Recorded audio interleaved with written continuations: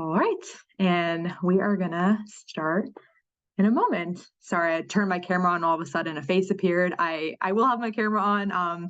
For those of you that have joined me in the past, I wear the same riff sweatshirt and glasses every time, so I probably look the same to you. It's really good to see you all. Thanks for those of you who started sharing a little bit about yourselves.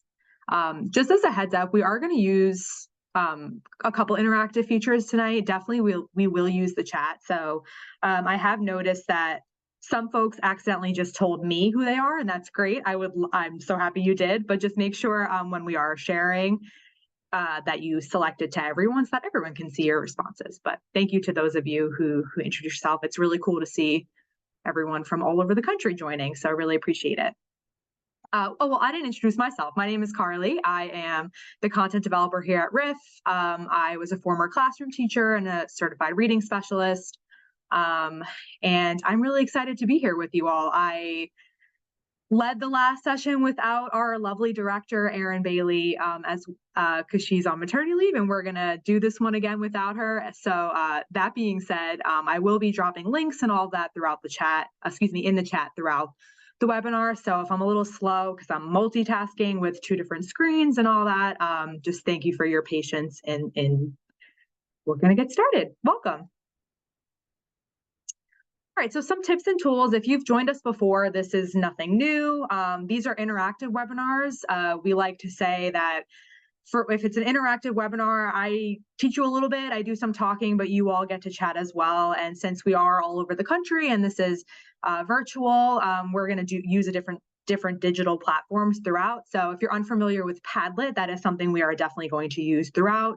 I'll be dropping links to those Padlets, as well as there will be a barcode on every slide if we are using it, and you can just scan on your phone if you like to do that. Have your computer here and your phone here, whatever works for you. There's also a Q&A box. I will do my best to monitor it throughout. Like I mentioned before, I'm kind of doing a lot of roles right now, so I will try my best to answer as I go along. Same thing with the chat. Feel free to use it to ask questions, or there's something that resonates with you or something you want to share with myself or other folks, please feel free to do that throughout. So on our agenda for tonight, we're going to start with a little bit of our norms. Again, if you've joined us before, it's a similar routine. We go over these norms every single time. Then we're going to do some type of land acknowledgement, and that might sound familiar to you if you've done it before in your practice. If you've seen it done before, we're going to walk through what that looks like, and share a little bit of examples. Then we're going to go into storytelling, what it is, why, and how we do these things. Then we're going to start to think about how we can integrate what we've learned today into our practice. We'll reflect throughout, but definitely reflect at the end, and then we will close out and talk about next steps. This is how we start all of our sessions. These are norms, kind of things that we are going to hold ourselves true to throughout our session for today. These are adapted by Margaret Wheatley from The Art of Conversation. I'm going to give you about 30 silent seconds to just review each norm on the screen, and then tell me and everyone in the chat which one really resonates with you and which one you will carry with you throughout this meeting. So just take a moment, pick one, share out which one really resonates with you and that you commit to holding true throughout. And I will participate as well. So if you hear me clicking, I'm joining you all in the chat.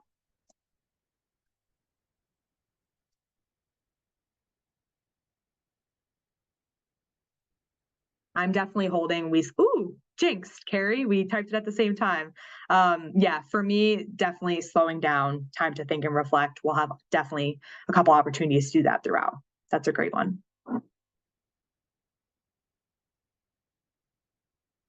Awesome. Thanks, Erica, Sandra, Sharon, Sandy.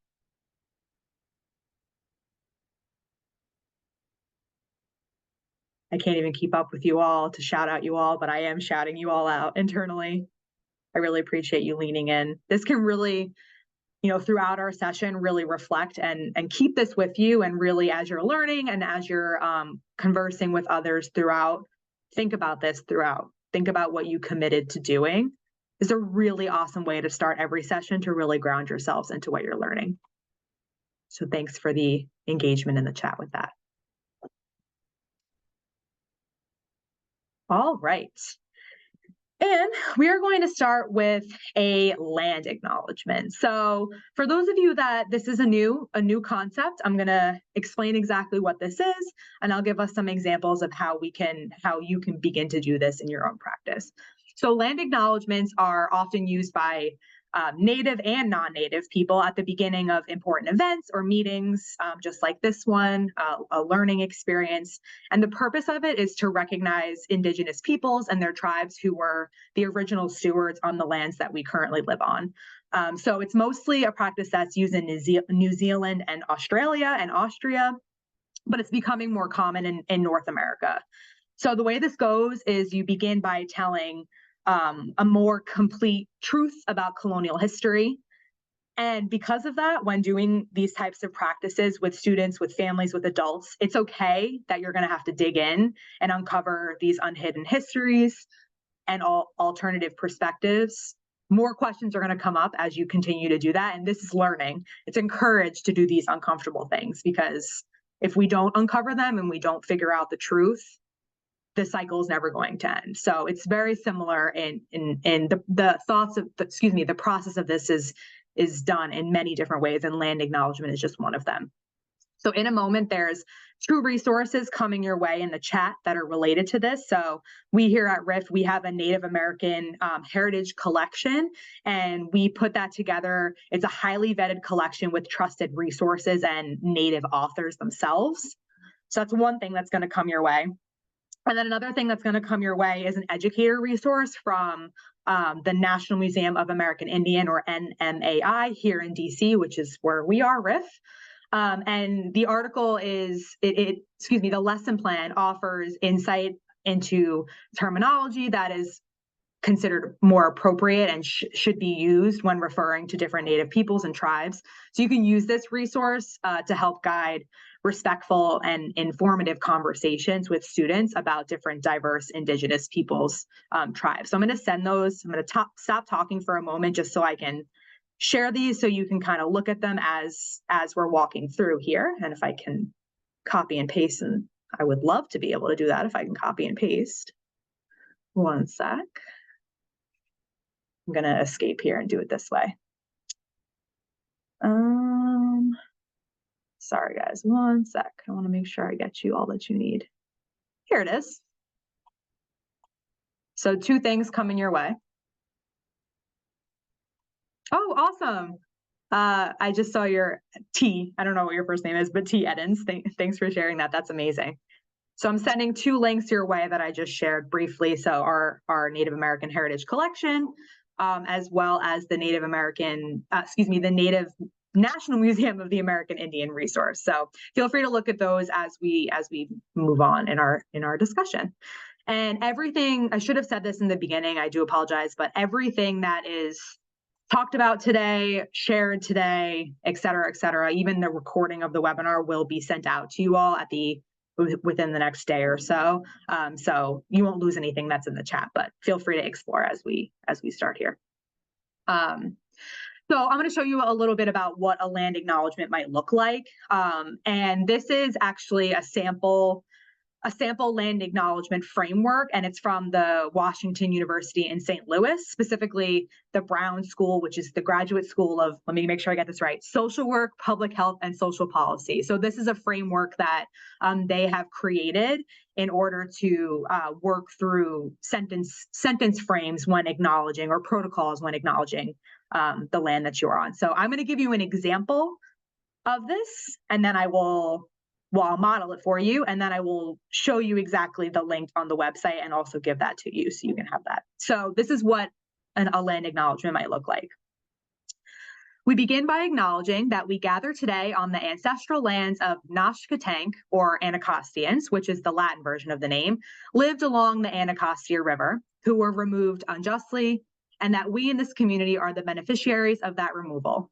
We honor them as we live, work, and study here at Reading is Fundamental.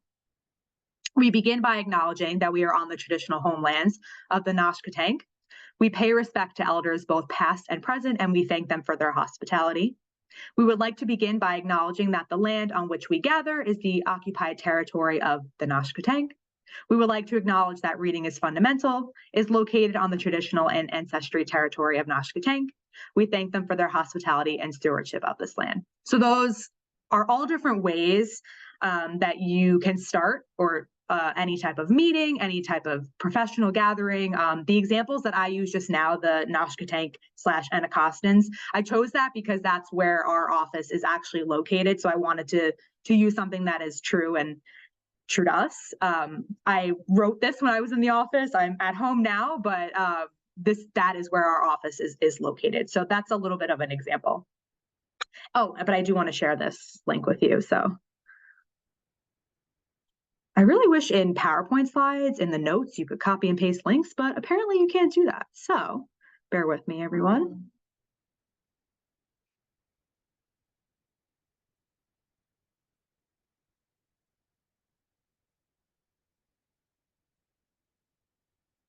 Coming to you. Coming to you. There it is. There's the link. So feel free to open that up on your end. I'm also going to share in a moment just so you can see where I got this lovely idea from. All right, I have my screens all back in order here. There is. Here it is. Okay, there we are. This is what I wanted to show you all. Again, thank you for bearing with me with the tech. So this is where I had taken this from. So this is the land acknowledgement that was created by the graduate program that I mentioned earlier, the graduate school. And these are their sample land acknowledgements. And they're curated specifically by professionals for the American Indian Studies within that Brown School. So they're really, truly vetted resources and experts in this field. So it's a great resource that I found that I wanted to share with you all. The next cool thing I wanted to show you all is this. So this is an interactive native land map. So you can, as you can see here, here's our entire country here with where all the tribes were, what the names were. You can zoom in and out and really get to know a little bit about each tribe. So I'm going to zoom into DC. I'm just going to look actually this way because I know which one it is. Here we are. And then you're able to find exactly what the tribe is, the languages that they speak. You can turn that switch on, and it really teaches you a lot about the rich history. So this is a really cool resource since you're all around the country and you're all in different places, you're all going to have different land acknowledgements. And you might be living in one city and taking your students on a field trip to another city that has a different land, that has a different tribe historically there. You might work in a different one. So it's really cool opportunity to start every meeting or session with a land acknowledgement to really ground us in how we got here today. So another cool resource that I wanted to share with you all. All right, moving along. So I did a little bit of talking. I'm going to let you all reflect for a moment. What is your role as an educator in ensuring the preservation of the languages and identities of your students? So we're going to use the chat for this one. So I'm going to read it again. What is your role as an educator in ensuring the preservation of the languages and identities of your students? That is a great point, Anne.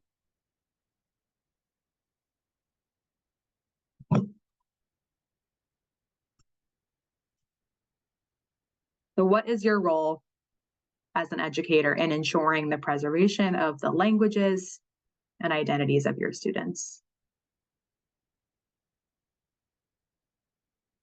Providing books and resources, a variety of languages, absolutely.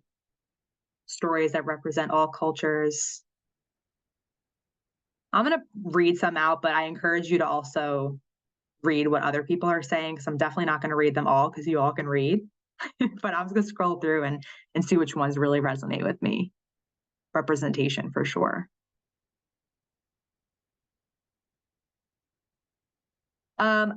If you're not able to see all the participants, excuse me, I got a note saying that some were not able to see all the comments. So again, you might have, if you came in a little bit late, just make sure when you're sharing in the chat to click everyone, so that way everyone can see your lovely responses.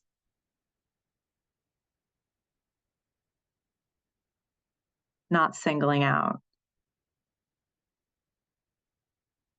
Absolutely.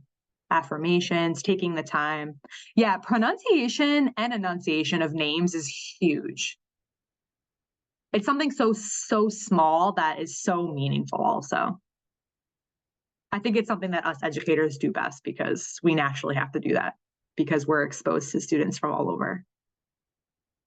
I would hope that we naturally do that, of course. Lots of awesome stuff. Exposing students to others, not only just their own. Absolutely.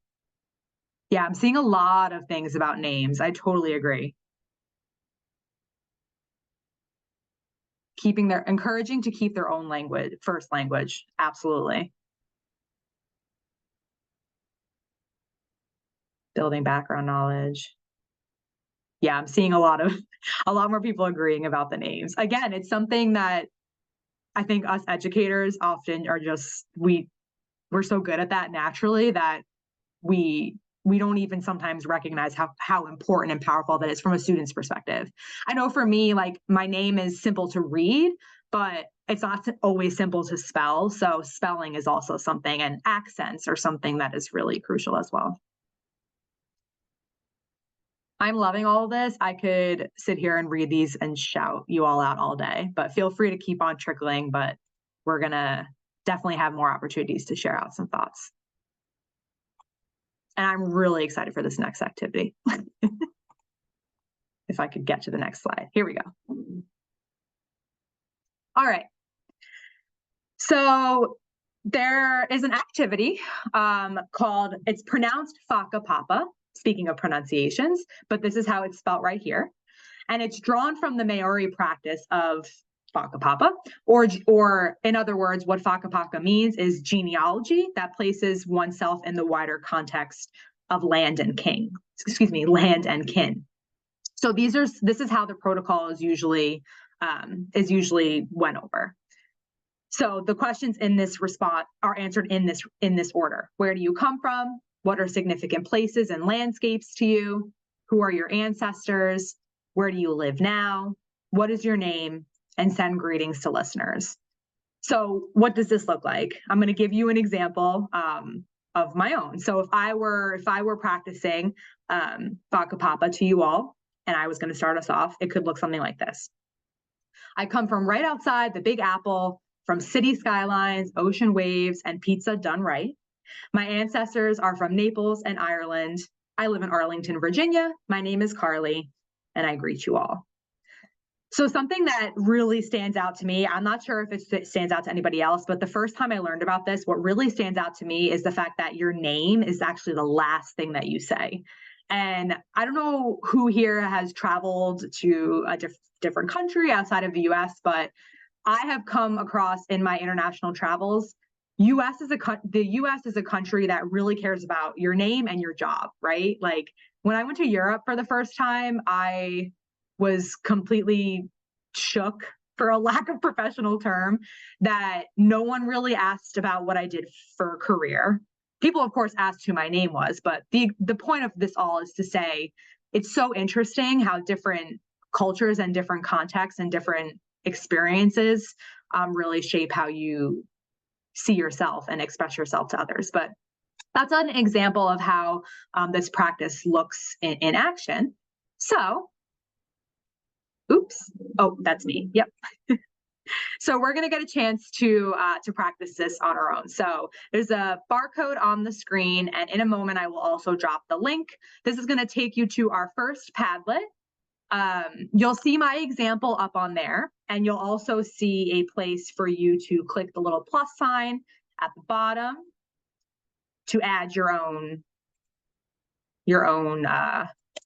thought. sorry, I was multitasking. So there's the Padlet in the chat, as well as the barcode on the screen. So I want you to take a moment to introduce yourself on the Padlet, of course, in the way that I just introduced myself to you all.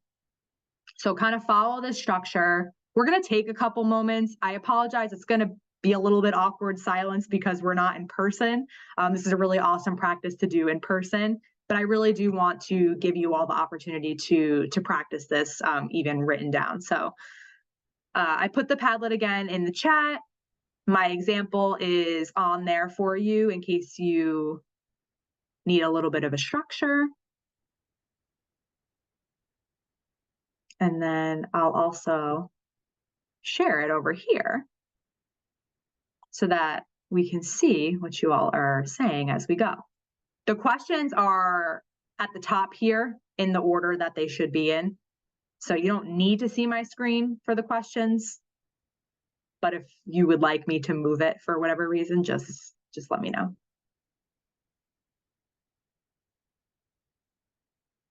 Oops, sorry.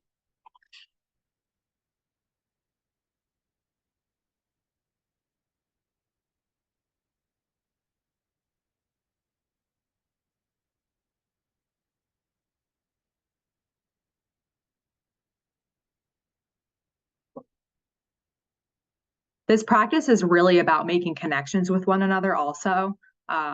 So I encourage you to, as people's responses are populating, make connections, comment on one another's posts.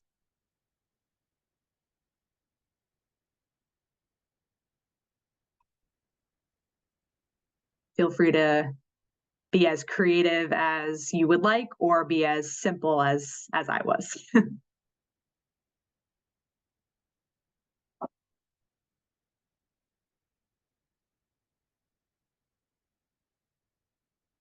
Awesome. This is going to be a really cool thread. Thanks for those of you who are sharing.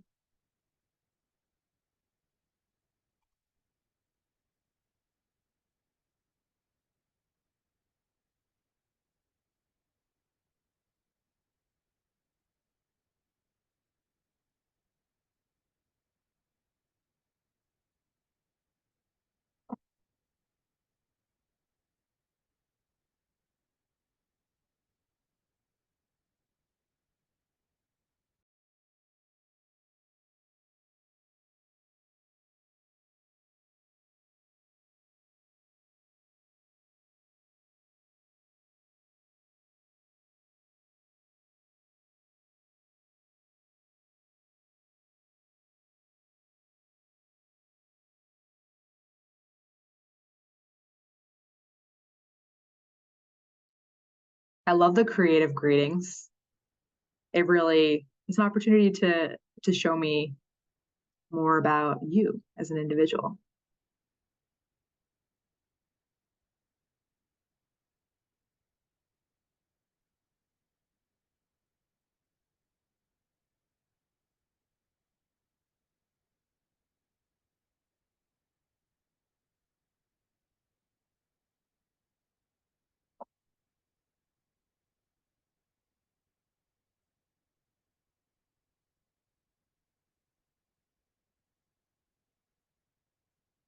Give us another minute or so. I see some folks typing.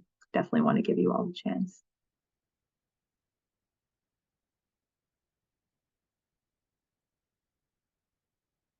Again, search for connections. I'm trying to find a connection, but I don't want you to see me type it to you. So I'm going to take it off the screen for a second.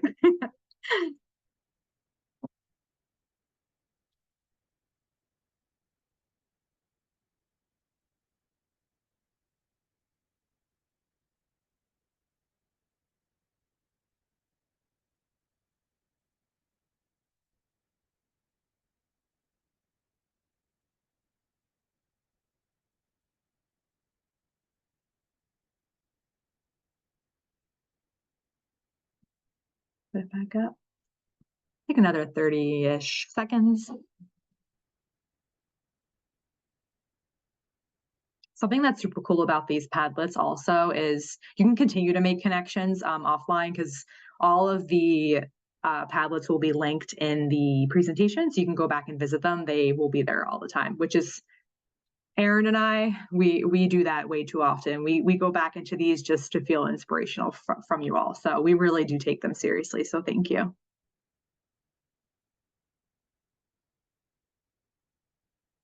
If you're still typing, please do. I'm going to go back and read all of these later and really get a chance to digest all of your wonderful information. So thank you for partaking, and I really hope you enjoyed that exercise. The first time I did this, the first time I was exposed to this, it really was eye-opening for me and really changed a lot of it's something, again, so simple that you can really implement in your classroom like tomorrow if you really wanted it. I love things that I can take and practice and implement immediately, and this is something that you really could do immediately, and it could be life-changing for students to feel like you're really listening to them. So thank you. I really hope you enjoyed and continue to populate. All right.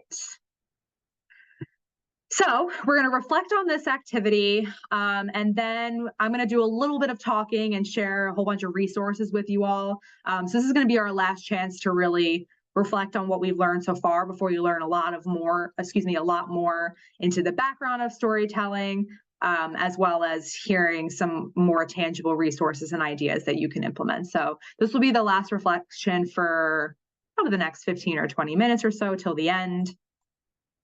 So take a moment and scan that barcode. There's 4 reflection questions. So choose one that really resonates with you that you would like to share your reflection on. If you would like to choose more than one, please do.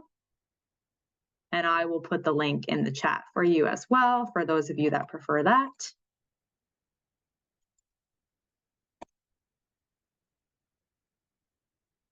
And thank you to those of you who shared your Whakapapas in the chat with me as well. I'll make sure I copy and paste them and add them to the Padlet. So choose one reflection question that really resonates with you that you want to share your response with. We'll take about a minute or two to think and type out our responses. Again, I'm going to put this here so we can see.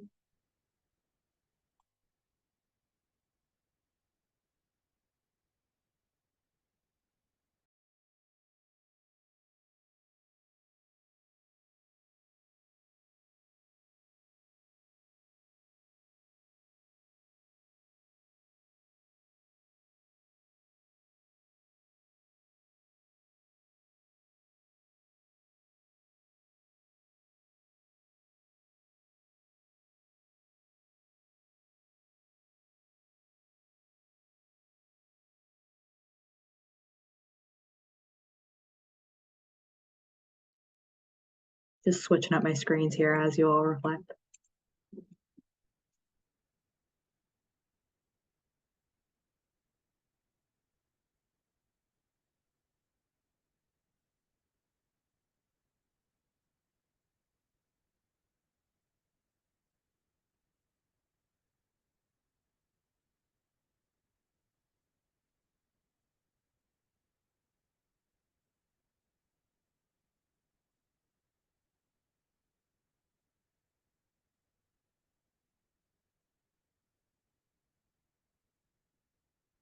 Definitely. Identity and community, they're like keywords that are tied to this, definitely.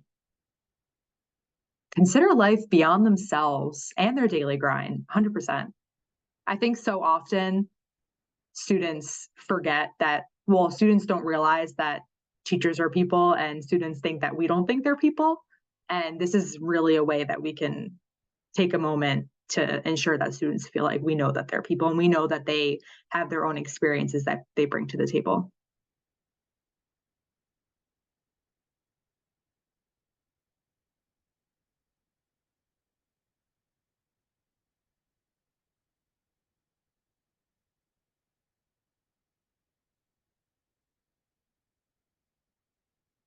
Finding common ground.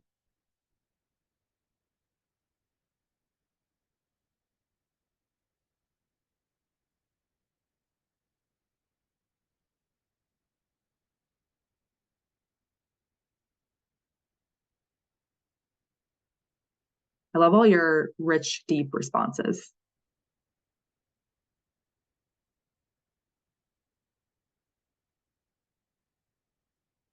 Take about 30 more seconds.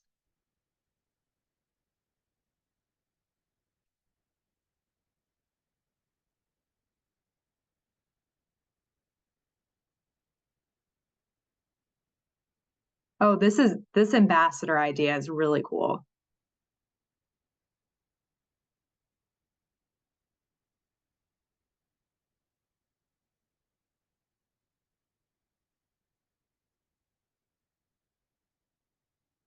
Most of my teaching experience personally was in public charter schools, and especially in DC. I'm not sure how public charter schools are across the country, but in DC, they're very like each one has their own unique culture.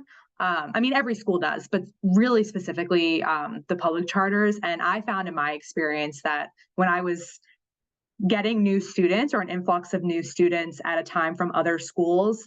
I taught fifth grade. So fifth grade is a really challenging year to come into a new school where the culture is really like taught to you from when you enter pre-K all the way up until you enter high school. It's like that is the way of the school and everyone knows it. So it can be really hard and intimidating for new students who aren't used to that. So really getting an understanding. I like this idea of talk about where they went to school, like learn a lot about how their teachers were. What was their school culture like? What did their families come up to the schools? What did family involvement look like or family engagement look like at your school? So through conversations, definitely.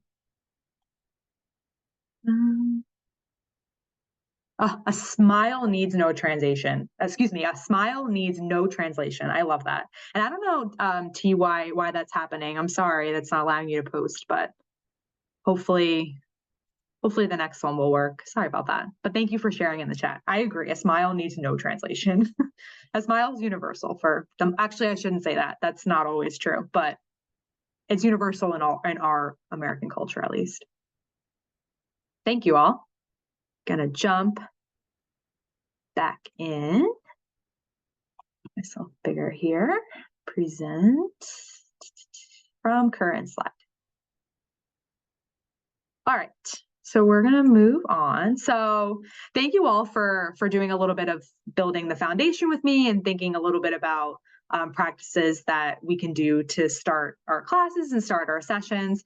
Now we're going to dive into what is storytelling, why is it important, what are some examples, how do we start to roll this out in our classroom. So storytelling is as old as culture is, to be honest. Many different cultures, I'm sure everyone on this phone call knows this already, many cultures have long established traditions when it comes to storytelling. Many different societies and cultures have had these for years. Like storytelling is universal. It's been here way longer than written language has, and different cultures have different ways of telling these different stories. So I linked an article for you all right here from National Geographic, and it gave a lot of really cool examples of different historical cultures and how they use storytelling. So, for example, it talked about like Native Hawaiian storytelling involves song and dance. Western African story can serve as storytelling. There's different roles. It can serve as bringing people together, or it can serve as educating or entertaining people. And there's Irish storytelling they were talking about. It's usually more of like talking about wisdom and kings and heroes. So each culture, and there's many more on there. Those are just some examples, but each culture has a long history of what storytelling might look like in that culture. So I linked that article for you. It's a really awesome resource. But what is storytelling? There's an article by his name is Calvin T. George, and in his article titled "Establishing Culturally Responsive Pedagogical Practices via Storytelling," this is a quote from him that I stole, and I absolutely loved it. He said, "Storytelling is meant to disseminate knowledge transfer and the exercise of power or identity affirmation." Storytelling really allows students to reflect on their own experiences and what they've experienced in their own cultures and what they're learning at school, and help them bridge those things together. But that can't be done if educators don't create the space for that. So us as educators, we are held responsible and liable, and we should be, because it's our responsibility to create a safe and open environment for students where they feel, you all said it before, recognized, valued, appreciated. You all use those terms already, and you're thinking exactly how I'm thinking. We have a collective responsibility to build that framework for students, or else we can preach all we want, but if they don't have those feelings, it's not going to be accepted. I did not put that article in the chat, but I absolutely can right now. So you can get started on it. Here's what it looks like. There it is. Oh, thank you for the book recommendation. I'm going to download this chat later, and if we don't have it in our collection already, I will ensure that we will, because if any of you have book recs throughout here, please feel free to drop them. So I gave you the link in there for you if you're interested in visiting that later. So why storytelling? We kind of talked about this a little bit already, but this idea of oral storytelling serves as this bridge to literacy. We already know as educators that your listening comprehension predicts your reading comprehension. So we have to develop those listening comprehension skills in our students to make sure that they go on to have strong reading comprehension skills. And storytelling is a great way to start that work. Expressive language in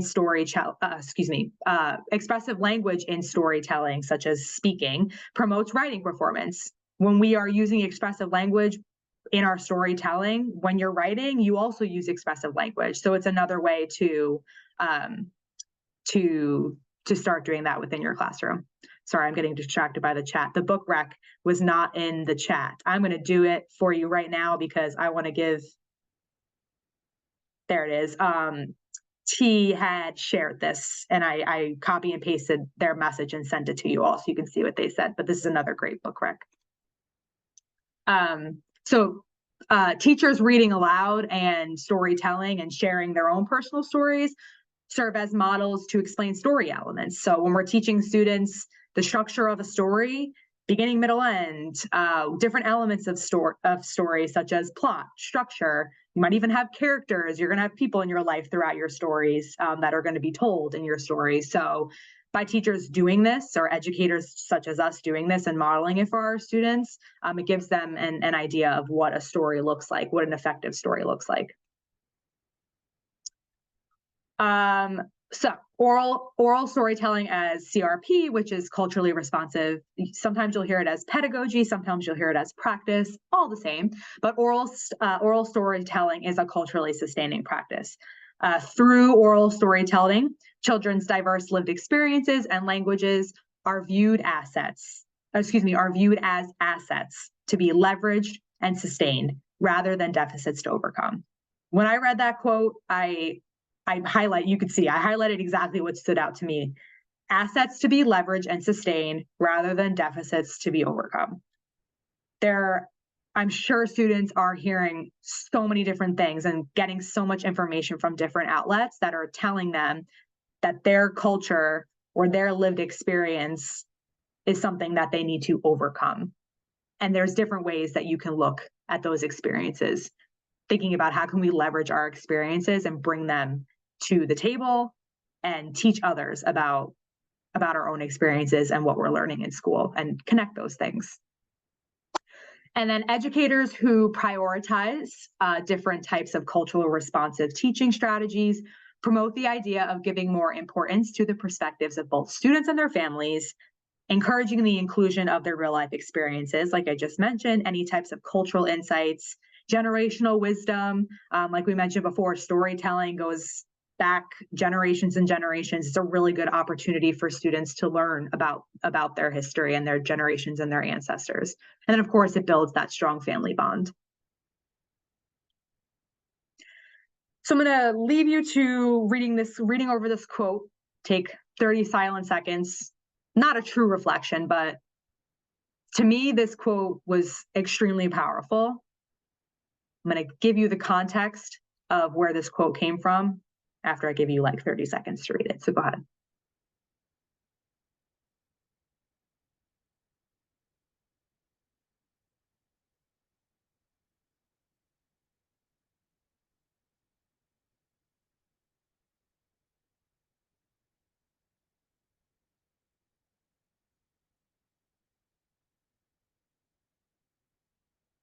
Once you've read that quote, share in the chat just quickly what resonates with you, whether words, phrases, general ideas that you took from this. What's something that really resonates with you from this and why? I'm going to share mine after you all share yours.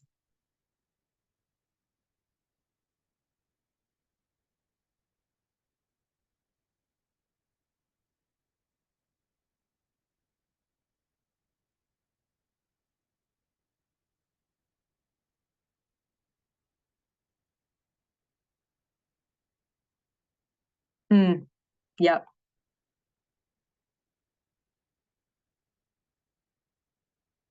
I'm going to, like I said, I was going to share with you all in a moment what resonated with me, and you're taking a lot of my ideas. So we're all on the same page here.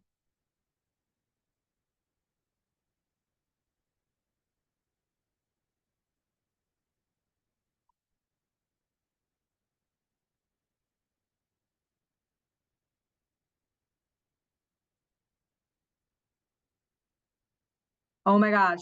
It's so crazy that you just said that, Kim, because for context, the author of this quote, or who said this quote, was an article from Ed Weekly about a Spanish teacher who traveled to a small village in Mexico and to do some research and learn a lot about the culture within this small community. And then the article is all about how she translated what she learned with her students. And she said the first thing that really opened her mind to this idea was that TED Talk that you just shared. I was like, why does that title look familiar? It's literally because I just read this article a couple days ago.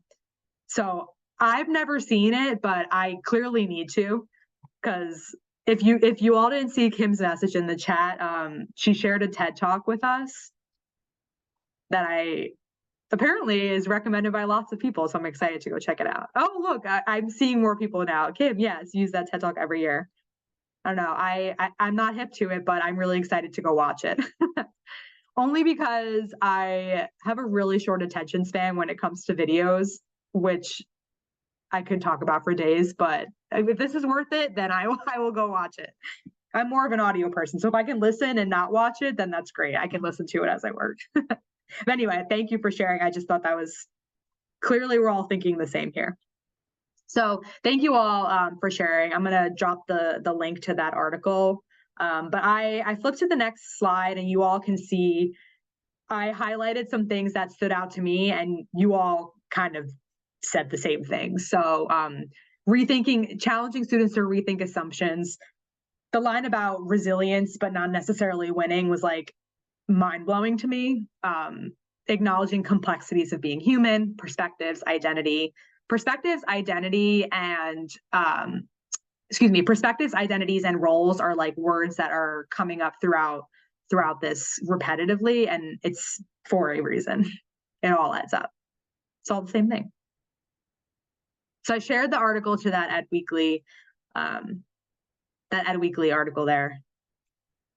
Oh, awesome. Thanks, T. It was lovely to meet you. No worries. All right. So now let's talk a little bit about different examples. So we talked about the what, we talked about the why. Now let's talk about the how a little bit. So on the screen, I'm sharing with you what I call my virtual name tent. So if you have never heard of the name tent strategy, it's kind of just this idea where they kind of switched to virtual because everything did. So the virtual name tent is the idea where you are populating a slide or a piece of paper or whatever you want your visual to be to represent you and who you are.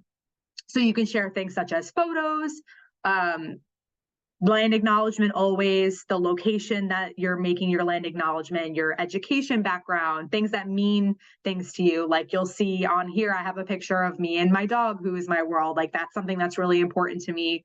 I'm from a really Italian family, so I put a picture of my grandma's food up there. That's something that really resonates with me.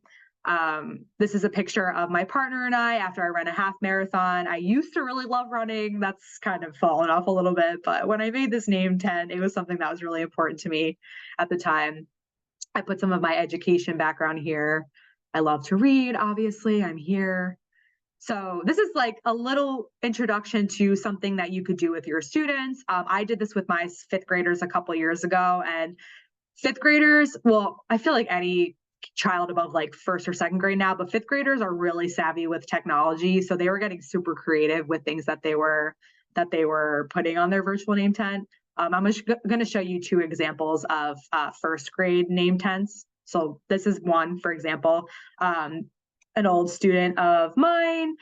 He was from Nigeria, and this was his name tent. So he traveled a lot with his family back in Nigeria and here also. So he said that a car driving down a road really resonated with him.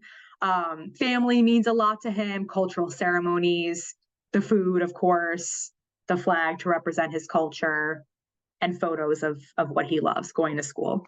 Here's an example of another student that I had from Ethiopia. They're really proud of both of their heritages here. So put both things that represent them. Pop-Tarts, favorite food. I mean, yeah, of course you can put that kind of stuff too. If Pop-Tarts are really important to you, put that up there. I don't know if this is his actual cat, but he loved cats. And then here's a picture of injera, which is an Ethiopian food. So yeah, it's another example of this is an actual student who did one. And yes, the recording will be shared for you who just asked in the chat. Yes, absolutely. So we're not going to do this now because they take a while if you want to do them seriously, but I'm going to again send this out so you'll have this one pager, but here's a little bit about how you would create your own digital name tent, or how you could teach students to make their own digital name tent. Again, students are super tech savvy, so they might do it a different way. But if you want to just create, what I did was I had all of my students' names we were on one PowerPoint, one Google slideshow, so they could all type at the same time. And they each had an assigned slide, and they went in, and then we were able to print it out at the end to make our own book out of the students. And we had copies for everyone that they took home to share with their families. So it was a really cool opportunity. So this is something that you can use with your students as soon as tomorrow. So we're nearing the end. We have two more reflections, so we'll make this one super short. There is a barcode again, and I'll drop the link in a moment. How can you integrate any of these strategies from the examples we talked about today into your classroom practices? So how can you begin to integrate any of these strategies in your classroom practices? Leave the barcode up there for a moment.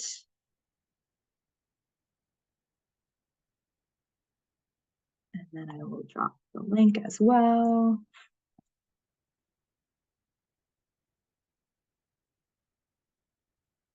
How can you begin to integrate strategies? This is from the virtual name tent, but I ended up switching it earlier today to just anything that we've learned today. How can you take any of these strategies and begin to implement them?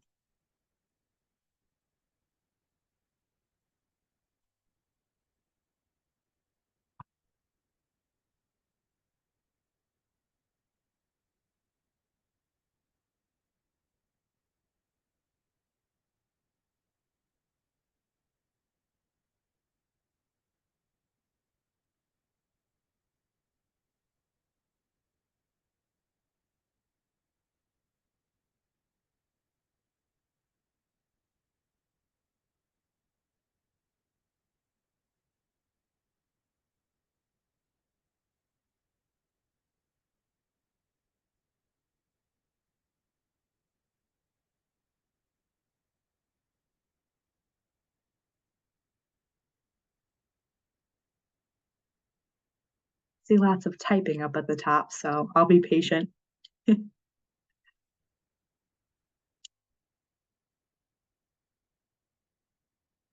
Ooh, that's a great idea.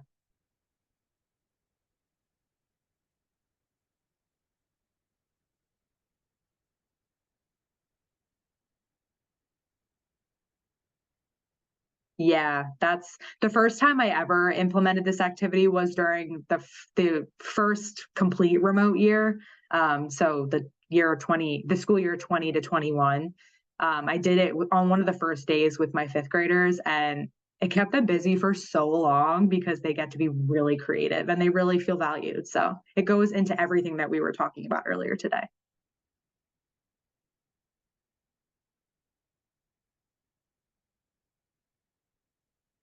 Oh, that's such a creative idea. And that's very different perspective. So thanks for sharing that. Yeah, that's something I definitely should have said as well, to this point right here about doing this with teachers at your PD.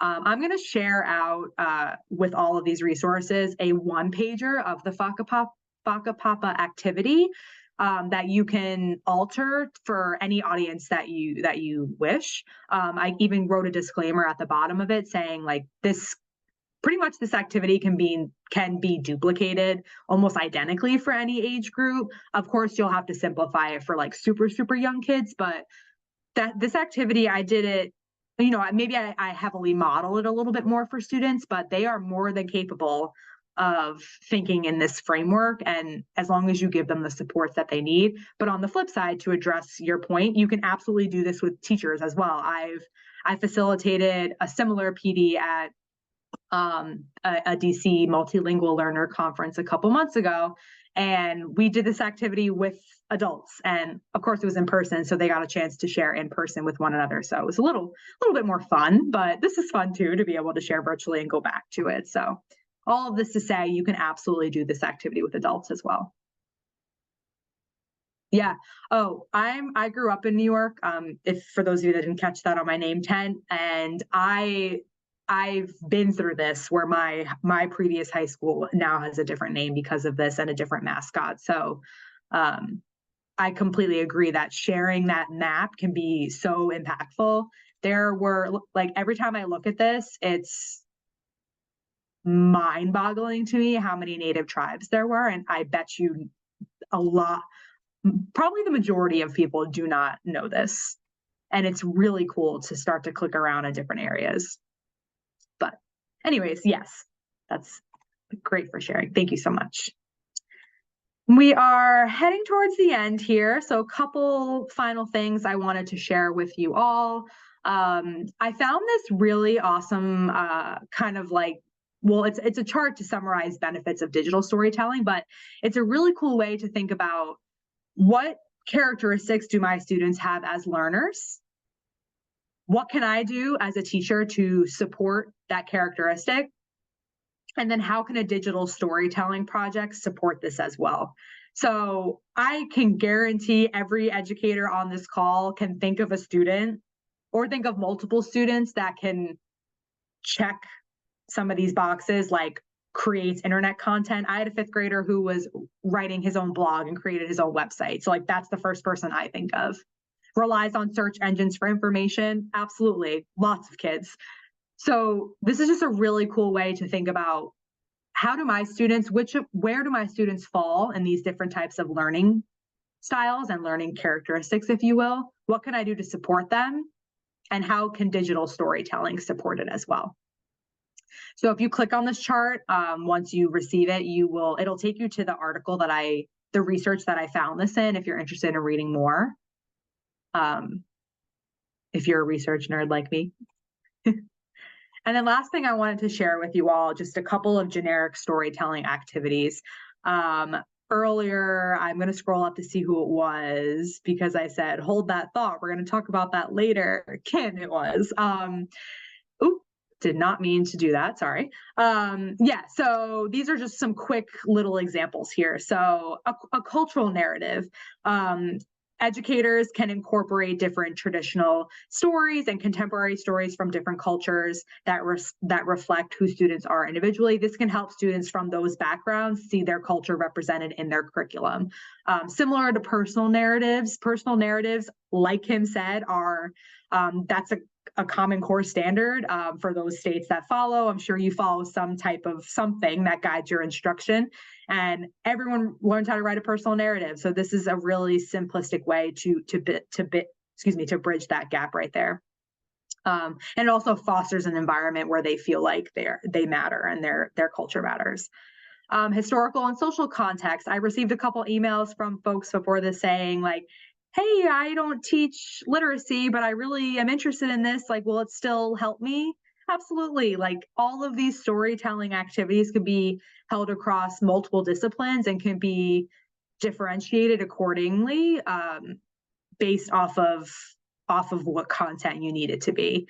Learning about your students and who they are is not just for literacy in English class. And a couple other examples here.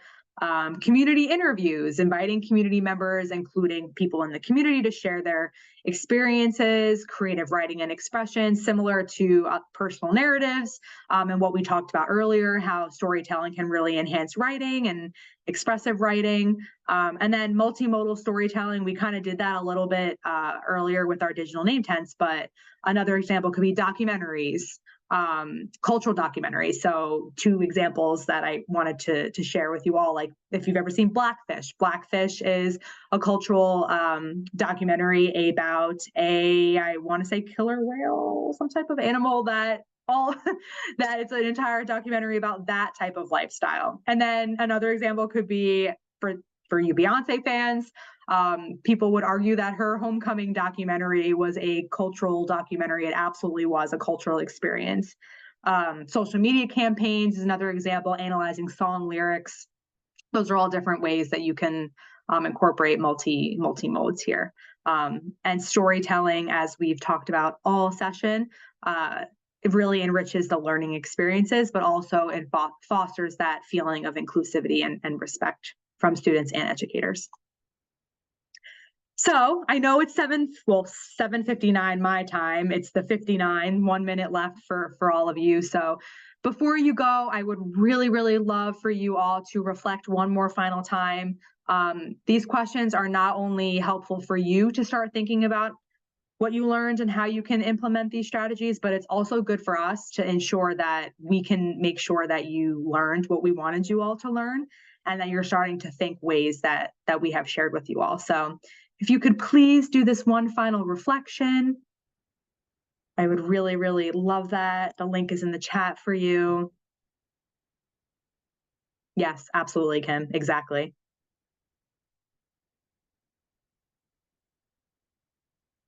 So I'm going to leave this up as I do some closing announcements. Thank you all so much. This was our second webinar in our new webinar series. Actually, it was our third webinar in our new webinar series called Every Educator Counts. So if you go to our website, I'll actually give you this link right now if you're interested. There is all of our webinars, all of the topics for the next couple months. There's registration links if you want to just go ahead and register for all of them now so you don't forget. You'll get those reminder emails.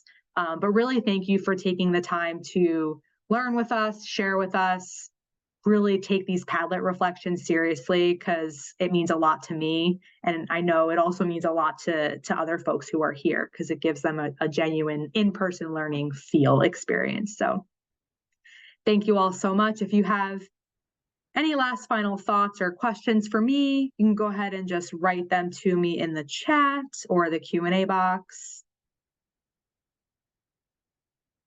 Thanks, Jill. Appreciate it.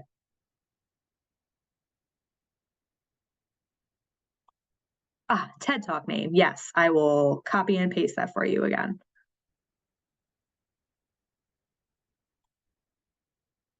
There it is. I'll also I'm going to add this. I think it was you, Kim, who shared this first. I don't remember. I'm checking because I want. Yeah. Thanks, because I'm going to put this in the resources for folks so that they can have the link on the slides. And you're welcome. I hope that you all learned at least one or two things from this and can start to incorporate these things soon. Ooh, good question. I will drop the link to the interactive map again right now, but Don't worry, that will also come to you, but I am going to drop the native map land for those of you who want it right now.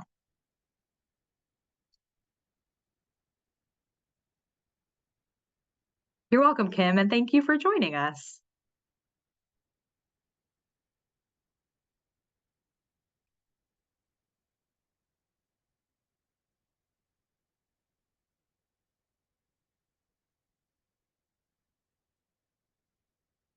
Feel free to continue to write your reflections offline.